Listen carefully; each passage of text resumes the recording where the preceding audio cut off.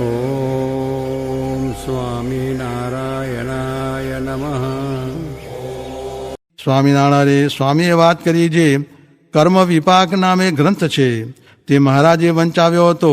તેમાં કહ્યું છે જે આ પાપે કરીને આ રોગ થાય એ પ્રકારે તેમાં ઘણો વિસ્તાર કર્યો છે. સ્વામિનારાયણ સ્વામીએ વાત કરી જે આ કારખાનામાં તો બ્રહ્માંડ જેટલો વ્યવહાર કરવો અને ન બંધાવવું એવા તો એક સહજાનંદ સ્વામી છે. ને આ કામ તો કેવું છે જે 8 ડોકડા ભારની ઉંદરડીને માથે 1000 મણનો પાટડો ઊભો પડે તો ઉંદરડી ક્યાંય દેખાય નહીં એવું છે.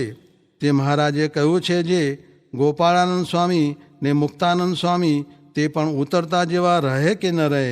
માટે આપણે તો ભગવાન ને સાધુ એ બે જ રાખવા અને સોનું રાખીને તે ઉપર રૂપિયા દેવા તેમાં ખોટ ન આવે ને બીજા વેપારમાં તો ખોટ પણ આવે.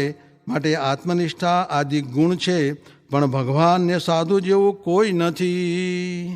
સ્વામિનારાયણ હરે સ્વામીએ વાત કરી જે ફિરંગી નિત્ય કવાયત કરાવે છે તેથી તેના માણસ બહુ ખબરદાર થાય છે. તેમ જે કથા વાર્તા પ્રશ્ન ઉત્તર કરવા સાંભળવાનો અભ્યાસ રાખે તેનો જીવ વૃદ્ધિને પામે ને તેમાં બળ આવે પણ તે વિના બળ ન આવે. ને જે આળસુ થઈને બેસી રહે તેને શું સમાસ થાય. સ્વામિનારાયણ હરે સ્વામીએ વાત કરી જે આ જીવે કરોડ કલ્પ થયા મન ગમતું જ કર્યું છે તે એટલા કલ્પ પણ કહેવાય તો નહીં. પણ હવે તો આ દેહે કરીને ભગવાનનું ગમતું કરી લેવું ને આજ્ઞામાં યુક્તિ ન કરવી ને આવે એટલું ભોગવવું નહીં ને ત્યાગ કરતા રહેજો એમ સર્વને કહ્યું. સ્વામિનારાયણ સ્વામીએ વાત કરી જે લોક શાસ્ત્ર ને અનુભવ એ ત્રણમાં મળતું ને ન મળતું તેની વાત મહારાજે કહી છે.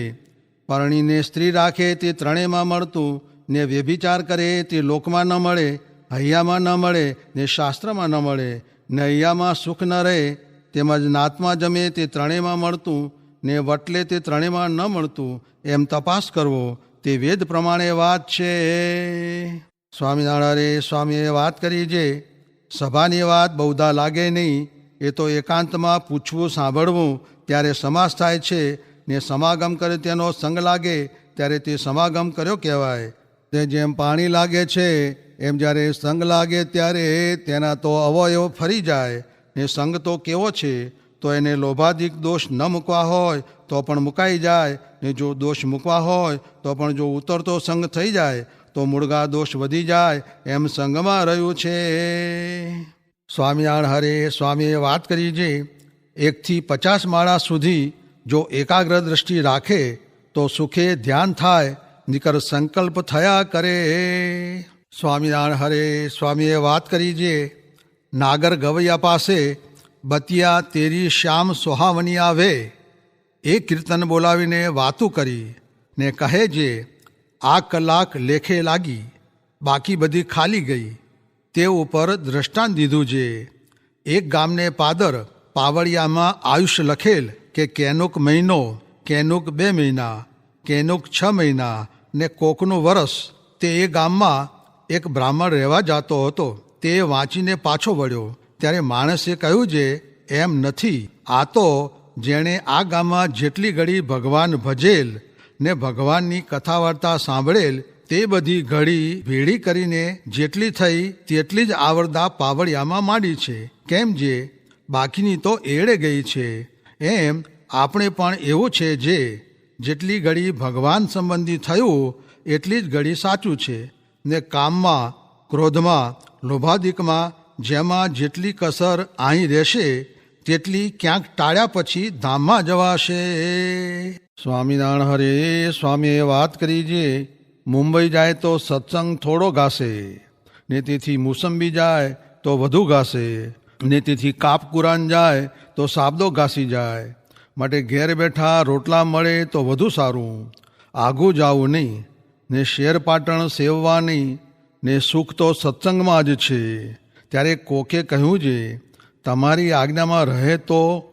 એટલે સ્વામી કહે હા, આજ્ઞામાં રહે તો સુખી થાય ને આજ્ઞા બહાર પગ દે તો દુઃખ થાય.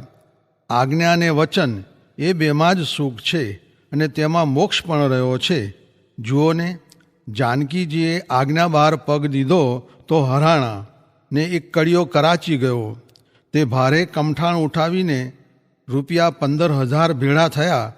પછી મેં અહીંથી કાગળ લખ્યો છે, ભાગી આવજે, જાજો લોભ કરીશમાં. પછી ન આવ્યો. તેમાંથી શું એ થયું તે બધાએ ગયા ને પોતે માંડ બાયડી છોકરા લઈને ભાગ્યો, એમ પણ થાય છે. સ્વામિનારાયણ. હરે સ્વામીએ વાત કરી છે, પુસ્તકમાં તો વાતો લખી હશે, પણ કોઈને તે કામ આવી નથી.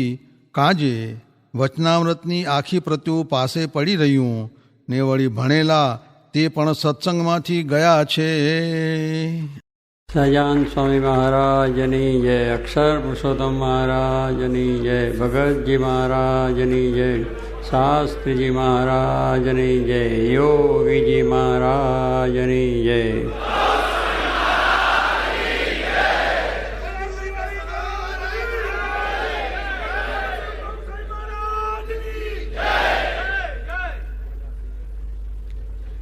આજના શુભ અવસર ઉપર આપણે સર્વે ભગવાન સ્વામિનારાયણ એમની પરંપરામાં ગુણા સ્વામી, ગોપાલ સ્વામી, ભગતજી મહારાજ, શાસ્ત્રીજી મહારાજ ને યોગીજી મહારાજ, એ બધાના કૃપા આશીર્વાદ અને એમના સંકલ્પથી આ બધું કાર્ય આજે થઈ ગયું. પૂજ્ય યોગીજી મહારાજને અહીંયા મંદિર થાય એ ઘણી જ ઈચ્છા હતી. હમણાં જેમ નરેન્દ્રભાઈએ કહ્યું કે એમ કે મંદિર કરવું, એટલે એમની ઈચ્છા હતી. દરેક કાગળોની અંદર અહીંયા ચંદ્રકાંત અમારા ત્રિવેદી સાહેબ બેઠા છે, આજે તે છે, એના બેંકના જનરલ મેનેજર હતા, અને ગઢિયા એક હતા અમારા. એ બે ભાઈઓને કાગળ લખ્યા જ કરે સ્વામી. દર જ્યારે લખે ત્યારે કાગળ લખે કે આપણે જમનાના કિનારે મંદિર કરવું છે. એ કાગળ લખે અને એમને કહે કે તમે ગવર્નર સાહેબને મળજો. કયા ગવર્નર નામ ઠામ નહીં, પણ ગવર્નર સાહેબને મળજો. અને એ રીતે કાગળ એમને ખૂબ એ લોકોને લખેલા, અને એ પ્રયત્ન પણ થયેલો. પણ જેમ કપૂર સાહેબે કહ્યું કે 10 ગવર્નર ગયા ત્યાં સુધી પ્રયત્ન થયેલા, પણ ભાગ્યશાળી હોય એને જ આ વાત મળે કે નહીં તો એ છે. ને સ્વામી આજે જ અમે થોડું સ્વામીનો પત્ર વાંચ્યો ત્યારે પણ સ્વામીએ લખેલું કે આ છેલ્લું પત્ર છે, તમે ગવર્નર સાહેબ મળજો, 3 એકર જમીન મળી જશે. પણ એને સ્વામી ગયા પછી 30 વર્ષ તો થઈ ગયા છે. એમનો સંકલ્પ હતો, પણ એનાથી વિશેષ, કારણ કે એમને અંતરમાં એમની વિશાળતા બહુ હતી કે ઘણું મોટું ભવ્ય થાય ને સારી વિશાળ જગ્યા મળે. તો એમાં કપૂર સાહેબનો પણ બહુ મોટો યોગ છે કરવાની. તો આપણા પહેલેથી જ કહ્યું કે અહીંયા સારામાં સારું થાય, કારણ એમને ગાંધીનગર અને લંડનમાં જોયા પછી એમની ભાવના હતી અહીંયા થાય. પણ હવે આપણી તો શક્તિ બહારની વાત કે જમીન મળવી, કે અમે તો આટલા 25 વર્ષથી જમીન ગોત કરતા, બધે 10 ઠેકાને મારા ઈશ્વર સ્વામી ફરે. હું 5 વખત આવી ગયો, પણ ક્યાંય પત્તો ખાય નહીં ને ગમે નહીં. કંઈ જવું તો અનુકૂળ ના હોય, ને અનુકૂળ હોય તો પસંદ ના થાય. પછી આ જમનાજીને કિનારે જે જોગી બાપાની ઈચ્છા ખાસ હતી, કહેવાનું છે ચારે બાજુ ફર્યા. એનું ન થવાનું કારણ શું કે એમની ઈચ્છા જમના કિનારે હતું કે જમના કિનારે જ થવું જોઈએ. બસ દરેક આગળ જમના કિનારે લખ્યા કરે. અને છેલ્લે પણ લખ્યું કે જમના કિનારે મંદિર થશે, સર્વોપરી થશે, ડંકો વાગશે, એમની ભાષામાં. એટલે એ રીતે આ મંદિર થયું છે. પણ મુખ્ય કે બધું પણ હોય, પણ જો જમીન આપણે ન મળીએ તો આપણે આટલું કાર્ય કરી શકે જ નહીં. એટલે કહે છે ને આપણે કે ભાગ્યશાળી હોય એને જ આ વસ્તુ મળે છે.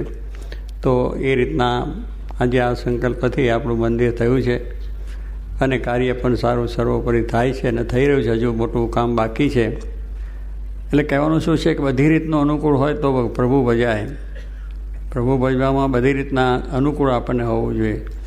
એટલે આપણે આ બધા પ્રયત્ન બીજું કરીએ પણ એની અંદર આ બધા સરકારી દરબારી બીજા ત્રીજા ઘણા કાયદા કાનૂન બીજું ત્રીજું એમાં પણ અનુકૂળ થાય ત્યારે સહેજે બની જાય.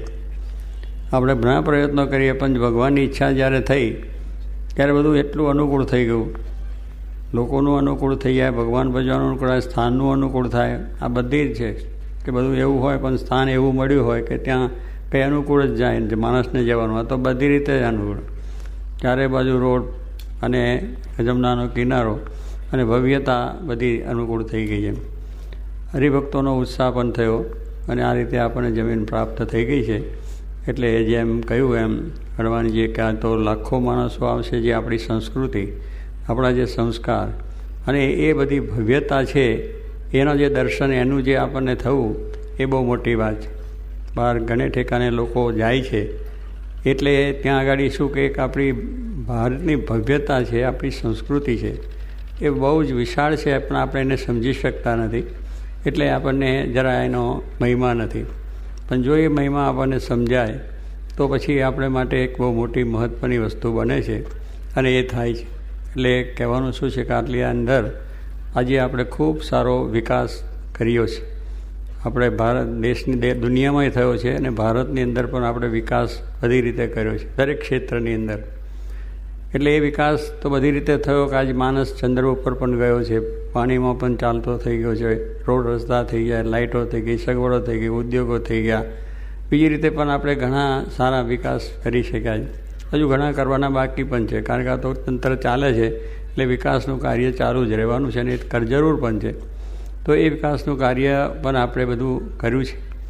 પણ એ બધા વિકાસની સાથે જે મૂળ વિકાસ છે એ અગત્યની વસ્તુ છે કે આ બધા વિકાસની જરૂર છે, પણ એની અંદર જેમ સોનું છે એમાં સુગંધ ભળે તો એનો વધારે મહિમા થાય, સુવર્ણની અંદર સુગંધ ભળે તો એને વધારે મહિમા છે.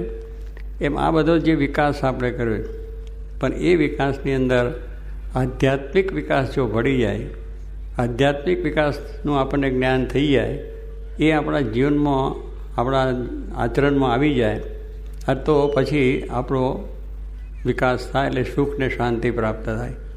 કારણ કે આ વિકાસ છે એ કેટલીક વખત આપણને શું થાય કે એમાં હમમત્વ થાય છે. અમે કર્યું, આ કર્યું, તે કર્યું, એવો હમમત્વને લઈને એ વિકાસની અંદર આપણે અંદરના વિક્ષેપો ઊભા થાય છે અને એ વિક્ષેપોને લઈને આપણે જે કર્યું છે એનાથી સંતોષે ન થતો, બીજું આગળ કરી શકતા નથી. પણ જો આધ્યાત્મિક વિકાસ એની અંદર ભળી જાય તો એ વધારે સારું આપણને લાભ થાય. એટલે જેમ મને કહ્યું કે આધ્યાત્મિક વિકાસનું સ્થાન બને છે.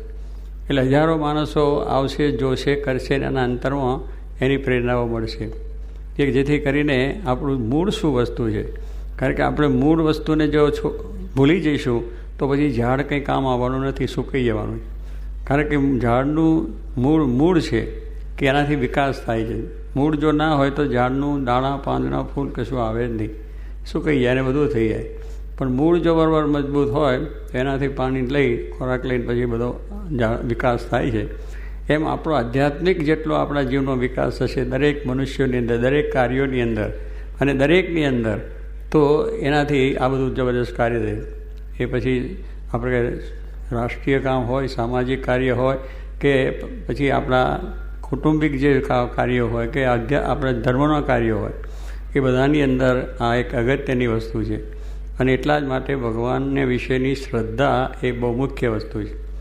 આ બધા આધ્યાત્મિક જે કારણો છે એમાં મૂળ પાયાની વસ્તુ ભગવાનમાં શ્રદ્ધા, કે ભગવાન જેવી વસ્તુ છે અને એનાથી જ આ બધું આપણે કાર્ય કરી રહ્યા છે અને એ જ આ કાર્ય કરે છે. તો દરેક મનુષ્યની અંદર સારો સદભાવ રહેશે, દરેકની અંદર ભગવાનના દર્શન આપણને થશે. જોગી મહારાજ હતા, અમને જે વાત કરીએ છીએ ભગવાન ભજી લેવા, દરેકમાં ભગવાન છે એવી ભાવના એમને હંમેશા રહેતી. નાત જાત ભેદ કોઈ મારું તારું કંઈ નહીં, દરેકને આશીર્વાદ કે આ સ્વામિનારાયણ છે કે વૈષ્ણવ છે કે જૈન છે કે ફલાણા છે કે શીખ છે, એવું કોઈ શું જ નહીં. એમને દરેકના કોઈ પણ ધર્મના હોય, કોઈ પણ જ્ઞાતિ જાતિના દેશના હોય તો બધાના પ્રત્યે પ્રેમ હતો.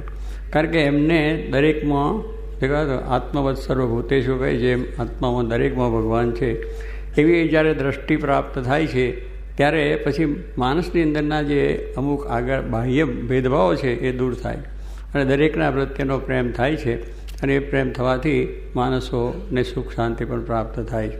એટલે ભગવાન વિશેનો જે ભક્તિ છે અને ભગવાનનો જે આશરો છે, કારણ કે ભગવાન જ આ બધું કરતા છે, જેને જગત રચ્યું છે, જુઓ આપણે કેટલું સુંદર છે, પણ એ જગત કરતા પરમાત્મા છે એનાથી જ, એટલે પરમાત્મામાંથી સુખ આવ્યું છે, પરમાત્મામાંથી જ આનંદ આવે છે, પરમાત્માથી જ આ બધું કાર્ય થાય છે.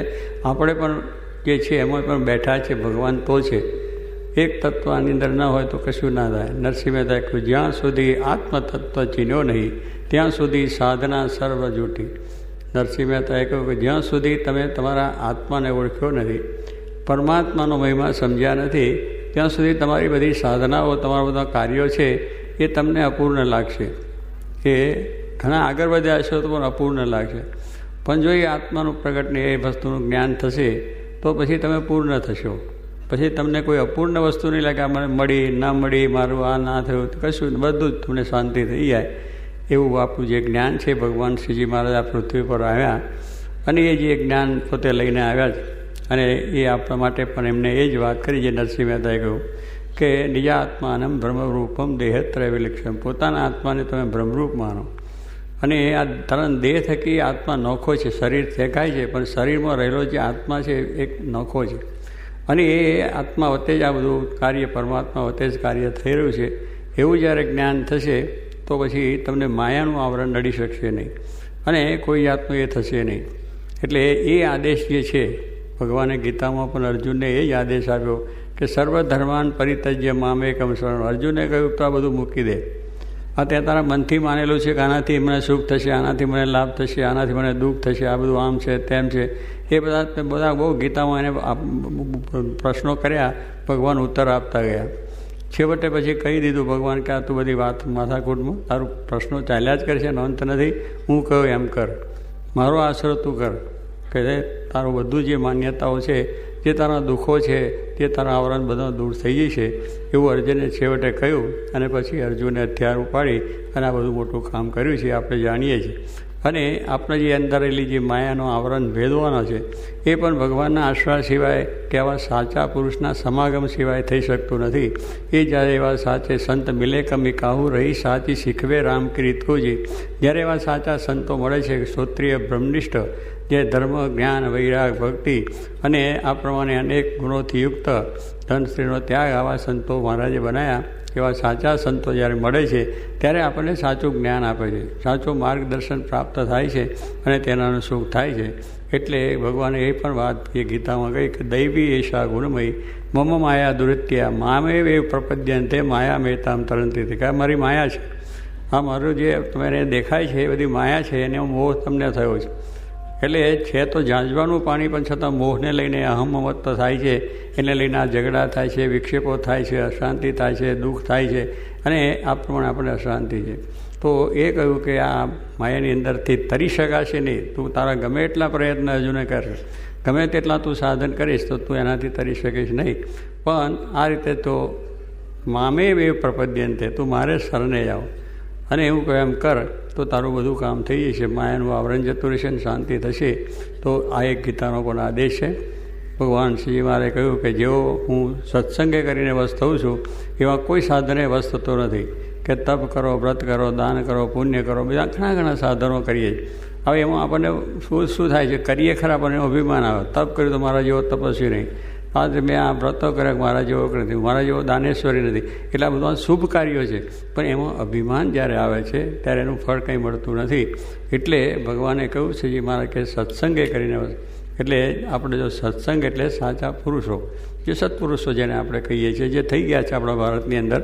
ભગવાન સ્વામિનારાયણ પણ એવા ગુણાત્યાન સ્વામી એવા સારા પુરુષ આવ્યા હતા, શાસ્ત્રી મહારાજ, યોગીજી મહારાજ થયા છે, એવા બ્રહ્મનિષ્ઠ પુરુષો ક્ષત્રિય. તો એ જ્યારે મળે છે ત્યારે એ આપણને સાચું જ્ઞાન આપણને આપે છે. કારણ કે આપણે જ્ઞાન તો શું દેહનું છે, દેહના જ્ઞાનથી જ આપણે બધું કરીએ છીએ કે આ દેહનું સુખ મળે. આ તો આપણું આયોજન જે થયું છે કે વિકાસ થયો છે એમાં આપણને સુખ વધારે શરીરને સુખ સુવિધાઓ કેમ મળે અને કેવી રીતે આપણે એનો લાભ મળી શકે, એટલે જ આપણે આગળ વધ્યા છે. પણ એનીથી પર જે વસ્તુ છે એ પર વસ્તુનું જ્યારે જ્ઞાન થાય ત્યારે ખરી શાંતિ થાય છે. ભાઈ આત્મા અને પરમાત્માનું, એનાથી પરનું જ્ઞાન દેહનું જ્ઞાન છે. એટલે શું, દેહને સુખ મળે, સંપત્તિ મળે, પૈસા મળે, ટકા મળે, ખાવાનું મળે, પીવાનું મળે, સુખ સગવડો મળે. દેહનું પણ દેહ છે ત્યાં સુધી, દેહ પછી બધું અસ્ત થઈ જાય છે. પણ એનાથી પર જે જ્ઞાન છે આત્મા પરમાત્માનું, એ જ્ઞાન થાય એના થકી આપણને શાંતિ, સુખ અને બધું પ્રાપ્ત થાય છે. તો એવો જે ભગવાનને આપણને આદેશ આપ્યો છે, ગીતાનો પણ આદેશ છે, આધ્યાત્મિક પુરુષો થઈ ગયા એમનો પણ એ આદેશ છે. તો એ પ્રમાણે આપણા જીવનની અંદર જ્યાં સુધી આપણી અંદરના મૂલ્યો જે કે આધ્યાત્મિક મૂલ્યો જેને કહીએ છીએ, આધ્યાત્મિક મૂલ્યોનું જો આપણને જ્ઞાન નહીં થાય, એવા કોઈ પુરુષ આપણને નહીં મળે, ત્યાં સુધી આપણે અથડામણ છે. પણ જ્યારે એ થશે ત્યારે બધા જે આગળના ભક્તો થઈ ગયા, જનક રાજા થઈ ગયા, અમરીશ રાજા થઈ ગયા, ભગવાન સ્વામિનારાયણ વખતમાં ઘણા મોટા દાદા ખાચર વગેરે ભક્તો થઈ ગયા, એમને આ વસ્તુ સમજે તો પછી એ વ્યવહારમાં, સંસારમાં રહીને, સંસારમાં સરસો રહીને મન મારી પાસ, તેને સંસાર લોપે નહીં, તે જાણો હરિનો દાસ.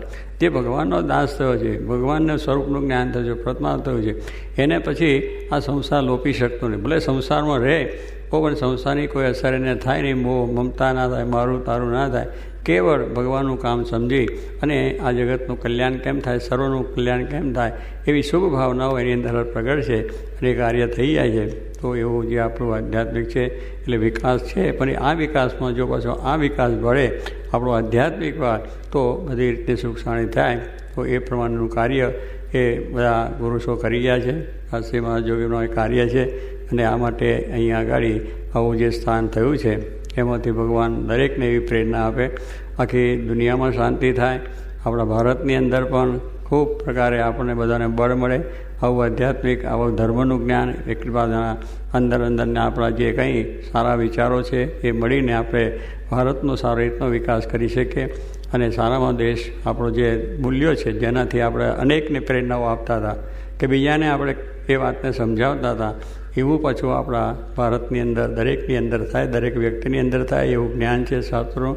એ જ્ઞાન થશે તો આ સ્થાનની અંદર ખૂબ ખૂબ આપણે બધાને ભગવાનને પ્રાર્થના કરીએ કે બધાના દેશની થાય, દિલ્હીની અંદર પણ ખૂબ શાંતિ રહે અને દિલ્હીના અત્યારે અડવાણીજી છે, અટલજી છે, બધા કાર્યકર્તાઓ, રાજકર્તાઓ છે, મનમોહનસિંહ છે અને બધા પક્ષના કામ તો કરે જ છે, પણ એ બધાની અંદર એવા સારા શુભ વિચારો હંમેશા રહે અને એ પોતાના કાર્યમાં પણ સફળતા મળે. દેશ ભારતને ખૂબ ખૂબ સારી રીતનો વિકાસ કરી શકે અને દરેક સુવિધાઓ પણ પ્રાપ્ત થાય અને દરેકના અંદર આ પ્રમાણે સુખ શાંતિ થાય એવી બળ શક્તિ સર્વને આપે અને દરેક રીતનો થઈ જાય. કારણ બધા મહાનુભાવો બેઠા છે અને એ બહુ જ સારી રીતે વ્યવસ્થિત રીતે આજે સંચાલન કરી રહ્યા છે. તો એ બધાને પણ ભગવાન સારું બંધ થઈ જાય.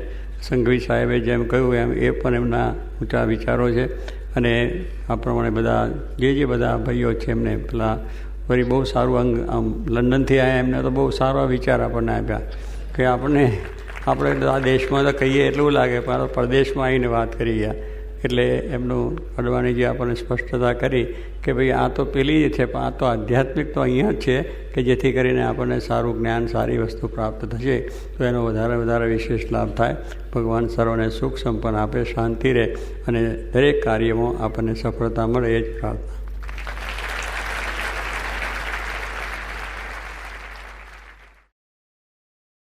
સ્વામિનારાયણ હરે વચનામૃત ગરડા મધ્ય પ્રકરણનું 40મું એક દંડવત પ્રણામ અધિક કર્યાનું.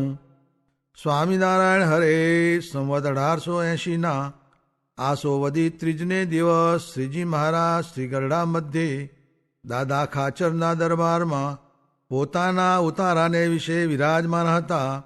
પછી સ્નાન કરીને ને શ્વેત વસ્ત્રનું ધારણ કરીને પોતાના આસન ઉપર વિરાજમાન થયા અને પોતાનું દેવાર્ચનાદિક જે નિત્ય કર્મ તેને કરીને ઉત્તરાદે મુખે શ્રી કૃષ્ણ ભગવાનને સાષ્ટાંગ દંડવત પ્રણામ કરતા હવા. તે પ્રતિદિન જેટલા દંડવત પ્રણામ કરતા તેથી તે દિવસે તો પોતે એક દંડવત પ્રણામ અધિક કર્યો. તેને જોઈને શુકમુનિએ પૂછ્યું છે, હે મહારાજ, આજ તમે એક પ્રણામ અધિક કેમ કર્યો? ત્યારે શ્રીજી મહારાજ બોલ્યા છે, નિત્ય પ્રત્યે તો અમે શ્રી કૃષ્ણ ભગવાનને નમસ્કાર કરીને એમ કહેતા છે, હે મહારાજ, આ દેહાદિકને વિશે અહમ મમત્વ હોય તેને તમે ટાળજો. અને આજ તો અમને એવો વિચાર થયો છે, ભગવાનના ભક્તનો મને, વચને અને દેહે કરીને જે કાંઈક જાણે અજાણે દ્રોહ થઈ આવે ને તેણે કરીને જેવું આ જીવને દુઃખ થાય છે તેવું બીજે કોઈ પાપે કરીને થતું નથી.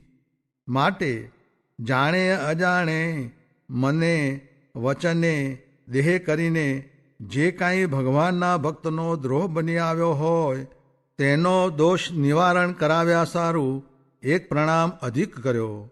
અને અમે તો એમ જાણ્યું છે જે ભગવાનના ભક્તના દ્રોહે કરીને જેવું આ જીવનું ભૂંડું થાય છે ને એ જીવને કષ્ટ થાય છે તેવું કોઈ પાપે કરીને નથી થતું. અને ભગવાનના ભક્તની મને વચને દેહ કરીને જે સેવા બની આવે ને તેણે કરીને જેવું આ જીવનું રૂડું થાય છે ને એ જીવને સુખ થાય છે તેવું બીજે કોઈ સાધને કરીને નથી થતું. અને એ ભગવાનના ભક્તનો જે દ્રોહ થાય છે તે લોભ, માન, ઈર્ષ્યા અને ક્રોધ એ ચારે કરીને થાય છે. અને ભગવાનના ભક્તનું જે સન્માન થાય છે તે જેમાં એ ચારેવાના ન હોય તેથી થાય છે. માટે જેને આ દેહ કરીને પરમ સુખ્યા થવું હોય ને દેહ મૂક્યા કેડે પણ પરમ સુખ્યા થવું હોય તેને ભગવાનના ભક્તનો મને વચને દેહ કરીને દ્રોહ ન કરવો. અને જો ભગવાનના ભક્તનો કાંઈક દ્રોહ થઈ જાય તો તેની વચને કરીને પ્રાર્થના કરવી ને મને કરીને ને દેહ કરીને તેને દંડવત પ્રણામ કરવા ને ફરીને દ્રોહ ન થાય એવી રીતે વર્ત્યાનો આદર કરવો. પણ એકવાર દ્રોહ કરીને દંડવત પ્રણામ કર્યા ને વળી ફરી દ્રોહ કરીને દંડવત પ્રણામ કરવા એવી રીતે વર્તવું નહીં. અને આ વાર્તા દાડી સાંભળતી રહે તે સારો આજથી સર્વે સંત તથા સર્વે હરિભક્ત માત્ર એવો નિયમ રાખજો જે ભગવાનની પૂજા કરીને પોતાના નિત્ય નિયમ જે દંડવત પ્રણામ હોય તે કરવા ને તે પછી બધા દિવસમાં જે કાંઈ જાણે અજાણે મને વચને દેહ કરીને ભગવાનના ભક્તનો દ્રોહ થયો હોય તેનું નિવારણ કરાવવા સારું એક દંડવત પ્રણામ નિત્ય કરવો એમ અમારી આજ્ઞા છે તેને સર્વે પાળજો. ઇતિ વચનામૃતમ. એ રીતે ગરડા મધ્ય પ્રકરણનું 40મું વચનામૃત જે તે થયું.